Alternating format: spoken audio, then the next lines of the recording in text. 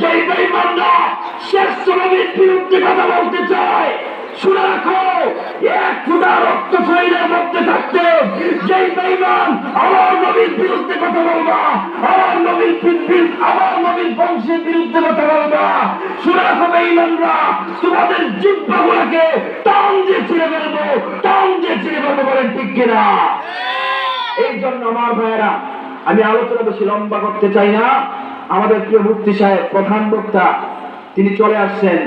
আপনারা জানেন, আমার ভাই ওনার মতো 5-6টা মানুষ যদি প্রত্যেকটা থানায় থানায় থাকতো, তাহলে এই বাংলাদেশের মধ্যে কোনো কুলাঙ্গার, কোনো নাস্তিক ইসলামের বিপক্ষে, কোরআনের বিপক্ষে কথা বলতে পারতো না, ঠিক কিনা? এই জন্য আমরা ওনার জন্য দোয়া করব এবং আল্লাহ পাক রব্বুল আলামিন যাতে প্রিয় ভাইকে ইসলামের জন্য, দ্বীনের জন্য হযরত ওমরের মতো, হযরত খালিদ বিন ওয়ালিদের মতো বানায় দেয়। সবাই বলেন আমিন, আওয়াজ করে আমিন।